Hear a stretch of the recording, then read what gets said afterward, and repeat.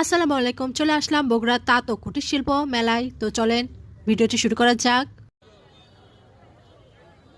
এইবার মেলা অনেক জাঁকজমকপূর্ণভাবে সাজিয়েছে, অনেক সুন্দর সাজানো হয়েছে।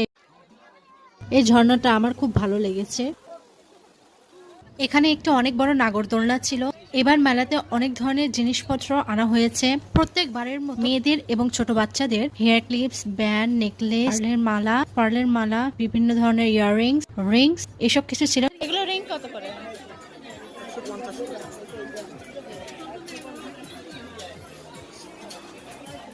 তিনটা। এইখানে অনেকগুলো নেল পলিশ দেখে আমার খুব ইচ্ছা করছিল নেল পলিশগুলো নিতে, তাই আমি তিন রকমের নেল পলিশ নিয়েছি। এখানে ছোট বাচ্চাদের বিভিন্ন ধরনের পেন্সিল, রাবার, শার্পনার ছিল, আর ছিল কিছু অর্নামেন্টস। এখানে দেখলাম ওয়ান টাইম গ্লাসে একজন মাছ বিক্রি করছে, আবার অ্যাকোরিয়ামও আছে। তো আমার দেখে খুব ভালো লাগলো। আপনাদের কেমন লাগলো কমেন্ট করে জানাবেন।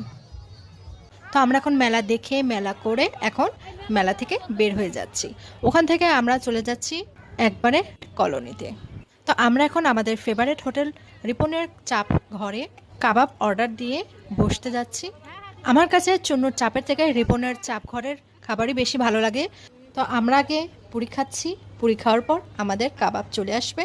তো চলে আসলো আমাদের কাবাব। তো এখন সবাই মিলে কাবাব খাচ্ছি। কাবাব খাওয়া দাওয়ার পর আমরা আবার ঘুরতে বের হলাম।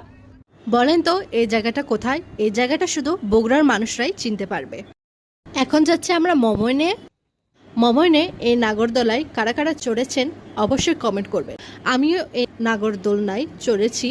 আমার তো ভীষণ ভয় লেগেছে এবং অনেক ভালো লেগেছে। মমইনের এই জায়গাটাকে আমরা বলি টিকটক রোড, কারণ এখানে সব টিকটকাররা এসে টিকটক করে বেড়ায়।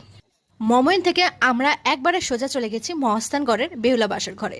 তো ওইখানকার একটা পানের দোকান আছে, সেই পানের দোকানে পানটা অনেক বিখ্যাত আর অনেক মজাও লাগে খাইতে। তো আপনারা যারা বগুড়ার তারা অবশ্যই মহাস্থানগড়ে যাবেন। তো উনি কিভাবে পান বানায় চলেন আপনাদের কাছে শেয়ার করি। আমি ভিডিওটা একটু ফাস্ট করে দিয়েছি যাতে আপনাদের কাছে বোরিং না লাগে।